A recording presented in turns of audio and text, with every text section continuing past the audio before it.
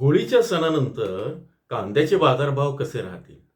विशेषतः लाल कांद्याची मागणी वाढून त्याचे बाजारभाव वाढतील का?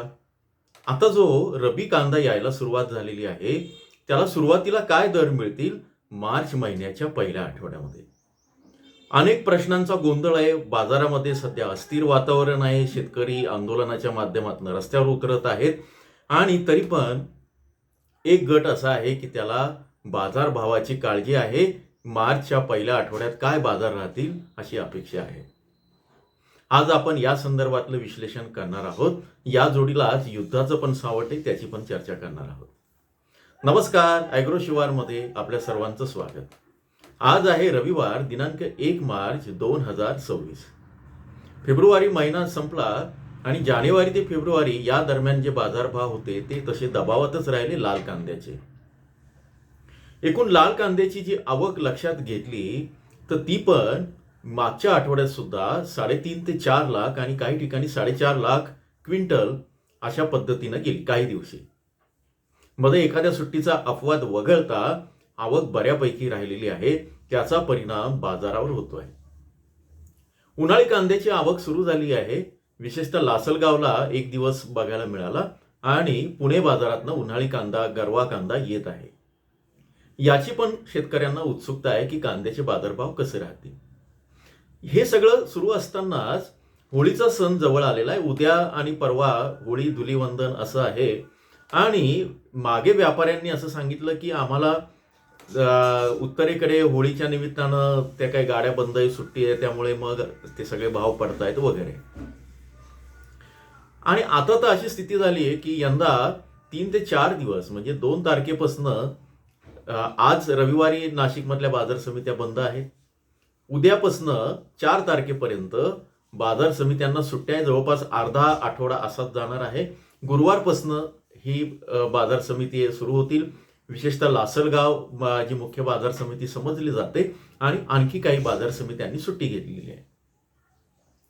याचं खरं कारण होळीचं जरी सांगितलं जात असलं तरी व्यापाऱ्यांना भीती वाटते की शेतकऱ्यांनी आंदोलन केलं आणि जर प्रश्न विचारले आणि या सगळ्या याच्यामध्ये ते सगळं आपल्या अंगलट आलं तर काय. सगळ्यात जास्त भेकड आणि घाबरणारी जी जमात असते ती म्हणजे बाजार व्यवस्था. ही बाजार व्यवस्था अशी असते की जरा कुठे खुट्ट झालं की शेअर मार्केट प्रमाणे भाव वाढतात, भाव पडतात, हे तुम्हाला माहिती आहे. आणि शेतकरी जेव्हा आपल्या याच्यावर येतो तेव्हा तो भले भले त्याच्या पुढे नतमस्तक होतात. हे अगदी छत्रपती शिवाजी महाराजांच्या काळापासून बघितलेलं आहे. हेच कारण आहे की ज्या ज्या वेळेस भाव पडतात किंवा पाडले जातात त्या वेळेस एक तर व्यापारी संप करतात किंवा सुट्टी घेतात, असा शेतकरी संघटनांचा आणि त्यांच्या नेत्यांचा आरोप आहे. तर आपल्याला या संदर्भात आपण त्यात फार खोलात जाणार नाही आहोत. आता आपल्याला जो महत्वाचा भाग आहे की रब्बी कांद्याचे आणि लाल कांद्याचे बाजारभाव कसे राहू शकतात, ते वाढतील की घटतील मार्च महिन्याच्या पहिल्या आठवड्यात. सर्वात महत्वाचं, 2 दिवसापासून युद्धजन्य स्थिती सुरू झाली आहे पश्चिम आशियामध्ये. भारताच्या निर्यातीवर त्याचा काही परिणाम होईल का, तर त्याची थोडी शक्यता वाटते आहे. याचं कारण इराणच्या ताब्यात होर्मुझची सामुद्रधुनी किंवा होर्मुझ स्ट्रीट अशी आहे. हा असा मार्ग आहे की जिथून युरोप आणि याला जोडणारा हा अतिशय जवळचा मार्ग आहे आशियाला. त्याच्यामध्ये पेट्रोल असेल, आणखी बऱ्याच गोष्टींची वाहतूक होते, कांद्याची पण होते.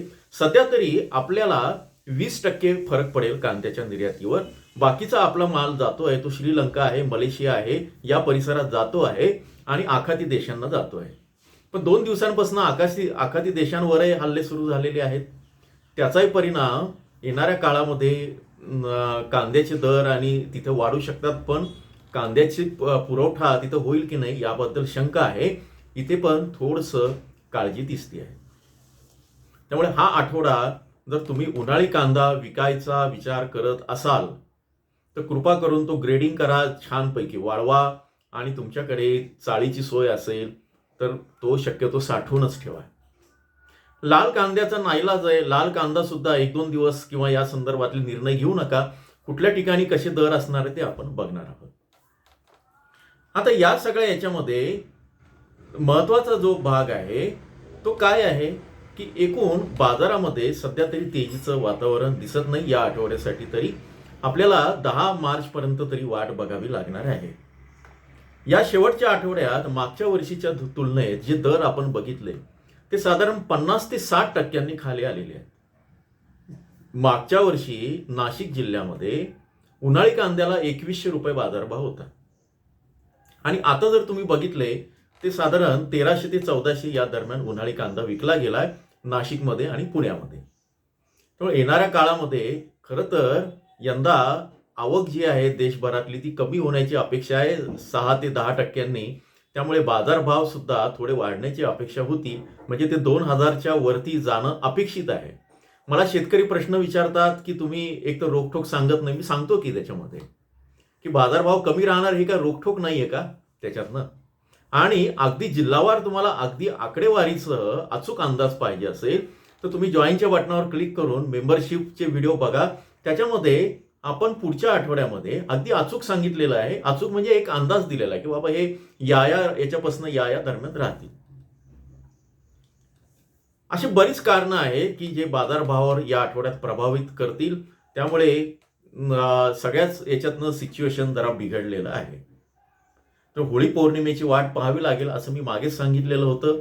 काही व्यापाऱ्यांचंही मत होतं. अनेकांनी म्हणाले की तुम्ही व्यापाऱ्यांची बाजू घेतात. व्यापाऱ्यांची बाजू घेत नाही ॲग्रोशिवाय. उलट व्यापाऱ्यांचाच आपल्यावर राग आहे की तुम्ही आमची बाजू घेत नाही. अनेक व्यापारी आमचे चांगले मित्र आहेत, पण आपण जी बाजू घेतो ती शेतकऱ्यांची घेतो, ना गव्हर्नमेंटची बाजू घेतो ना व्यापाऱ्यांची घेतो. आता कुठल्या कुठल्या जिल्ह्यामध्ये हाय रिस्क लो रिस्क जिल्हा आणि काय ते आपण बघूया. विशेषतः मराठवाडा आणि उत्तर महाराष्ट्रामध्ये कांद्याच्या बाजारभावाचे दबाव अधिक आहे. इथे बाजारभाव या आठवड्यात कमी असतील. विदर्भात तुलनेनं स्थिरता आहे पण फार मोठी वाढ नाही. म्हणजे मार्चची सुरुवात एकदम पहिल्या आठवड्यात तेजी होणार नाही. मुळात एक गुरुवारपासूनच बाजार सुरू होईल. त्यामध्ये निर्यातीच्या याच्यामध्ये सावट आहे. आता लाल कांद्याचा अंदाज काय कसं राहील ते बघूया. लाल कांदा हा बाजारात मोठ्या प्रमाणात सध्या फिरतो आहे. अनेक ठिकाणी मागणीच्या तुलनेत पुरवठा जास्त आहे, मागणी कमकुवत आहे असं दिसतंय. साठवलेला माल अजूनही बाजारात आहे. व्यापारी सावधगिरीने खरेदी करत आहे. निर्यातीचा मोठा आधार सध्या नाही. त्यामध्ये युद्ध सुरू झाल्यामुळे येणाऱ्या काळामध्ये आता लाल कांद्याची मागणी कमी होईल किंवा एकूणच निर्यातीची मागणी कमी होईल. आणि दुसरी गोष्ट, आता साठवणुकीकडे व्यापाऱ्यांचा कल असेल. मार्चच्या दुसऱ्या तिसऱ्या आठवड्यापासून लाल कांद्याचा विषय हळूहळू कमी होईल हे अगदी स्पष्ट तुम्ही लक्षात घ्या. त्यामुळे तिथून रब्बीचा कांदा जेव्हा सुरू होईल तिथून त्या पद्धतीचं तो एक भाग आहे. कसमादे पट्ट्यामध्ये नाशिकच्या कळवण, सटाणा, देवळा वगैरे या परिसरात रांगडा कांदा येतो. फेब्रुवारी महिन्यात त्याला बऱ्यापैकी बाजारभाव मिळत. उन्हाळी कांद्याच्या 1 महिना आधी साधारण तो येतो फेब्रुवारीत. पण त्यालाही फार बाजारभाव नाही आहे. एकंदरीत आत्ताची परिस्थिती एक अतिशय विरोधाभासी परिस्थिती आहे. परवा अतिशय चायनीज असा जो टरले वगैरे उडालेला कांदा 30 रुपयाला मी विकत घेतला. अगदी परवाचीच गोष्ट आहे. पण तोच कांदा तुम्ही मात्र 3 रुपयांनी विकला असेल मला खात्री आहे. एका बाजूला ग्राहकांना कांदा जो आहे तो 25, 30, 40च्या खाली नाहीये. दुसऱ्या बाजूला शेतकऱ्यांना दर मिळत आहेत 3 रुपये, 4 रुपये, 5 रुपये.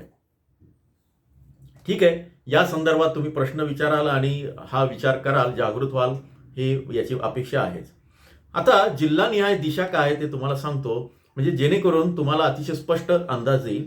नाशिक मराठवाडा पट्टा दर घसरण्याची शक्यता आहे. परत एकदा सांगतो, अतिशय स्पष्ट रोखठोक आहे. मला माहिती आहे अनेकांना हे पटणार नाही. काय तुम्ही चुकीचं सांगतात, एकदम थेट सांगतात, आम्हाला राग येतो, आम्ही नाराज होतो. राग आला तरी चालेल, पण जे खरं आहे, जे वास्तव आहे, नाशिक मराठवाडा पट्टा कांद्याचे बाजारभाव वाढणार नाहीत. या आठवड्यात दर घसरण्याची शक्यता आहे. परत एकदा सांगतो, विदर्भामध्ये तुम्ही जर कांदा विकणार असाल चंद्रपूर, नागपूर, अमरावतीच्या पट्ट्यामध्ये दर स्थिर राहतील. ते 1500च्या वरती राहू शकतात. आता पुणे आणि मुंबई बाजारात सुद्धा मोठी तेजी नाही, मात्र दर कोसळणार नाही. समजा पुण्यामध्ये 1000 दर असेल तर तो अगदी 700-800 होणार नाही, पण तो 1000चा 1200 होण्याची शक्यता नाही आहे. पश्चिम महाराष्ट्रामध्ये पण साधारण अशी स्थिती आहे, थोडी मध्यम स्थिती राहील. एकूण लाल कांद्याचा निष्कर्ष मार्च महिन्याच्या पहिल्या आठवड्यामध्ये 7 तारखेपर्यंत काय राहील, ते स्थिर ते घसरणीच्या स्थितीत राहतील. मराठवाडा, नाशिक उत्तर महाराष्ट्र इथे घसरण, मात्र विदर्भामध्ये स्थिर राहण्याची शक्यता आहे. अचानक वाढ होण्याची या आठवड्यात तरी शक्यता दिसत नाही. होळीनंतर मात्र त्याच्यात काही फरक पडू शकतो. आता उन्हाळी कांद्या फक्त 2 ठिकाणी आलेला आहे, पण आपण जो अंदाज घेतला आहे या सगळ्या याच्यामध्ये, काल आपण जो सदस्यांसाठी व्हिडिओ केला त्यामध्ये रब्बीच्या कांद्याचा अंदाज दिलेला आहे. तुम्ही तिथेही जाऊन बघू शकता. तर उन्हाळी कांद्याची आवक सध्या हळूहळू होतोय, त्याचा थेट परिणाम आता बाजारावर येणाऱ्या काळामध्ये दिसेल. या आठवड्यात तरी तो दिसला नाही.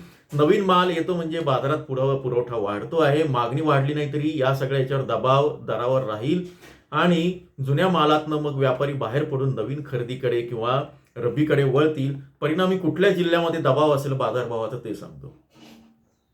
उत्तर महाराष्ट्रातील काही पट्टे, विशेषतः नाशिक किंवा अहिल्यानगरचा भाग आहे. सगळ्यात मोठा दबाव मला असं वाटतं या धुळे जळगावमध्येच जास्त दिसेल आपल्याला. पश्चिम महाराष्ट्र आणि मराठवाडा हे इथे दबाव असणार आहे. त्यामध्ये मराठवाडा तर अजून तिथला कांदा हळूहळू सुरू होईल. काही जणांनी सांगितलं की आम्ही कांदा आणतो आहे, पण पुण्यामध्ये त्याचा दबाव राहील, नाशिकमध्ये दबाव राहील. मी नाशिक जिल्ह्याचं सांगतोय. अहिल्यानगरमध्ये अजून थोडासा कदाचित 2-4 दिवस इकडे तिकडे होईल. आता विदर्भ आणि या ठिकाणी स्थिरता राहील. आता एकूण काय दिशा राहील बाजाराची ते थोडं स्पष्ट करूया. उन्हाळी कांद्याचे दर मार्चच्या पहिल्या आठवड्यामध्ये दबावाखाली राहतील. मोठी तेजी नाही, स्थिरता किंवा सौम्य घट ही शक्यता आहे. आता कांदा विकायचा का ठेवायचा हा तुमचा प्रश्न आहे.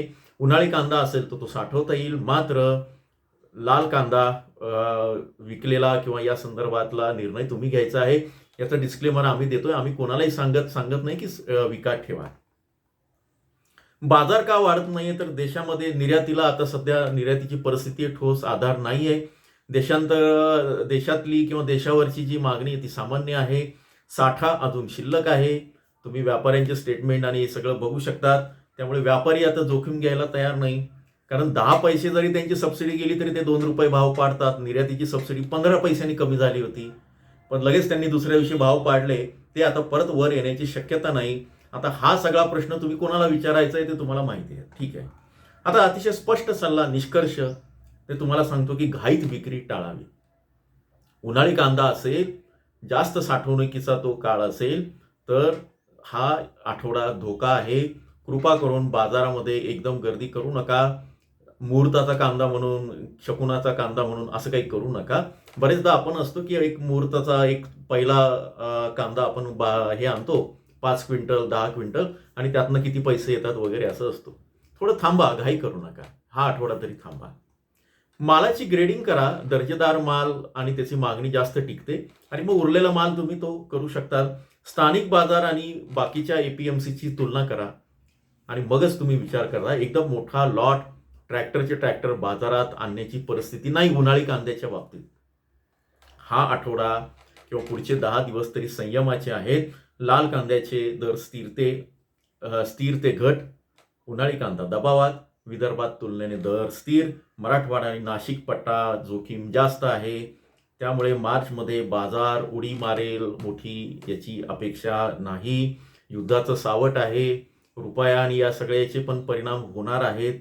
एकूण सगळ्याच गोष्टी असतील ज्या कांद्यावर परिणाम करतील या आठवड्यात. अस्थिर वातावरण आहे. त्यामुळे फार मोठी अपेक्षा नाही.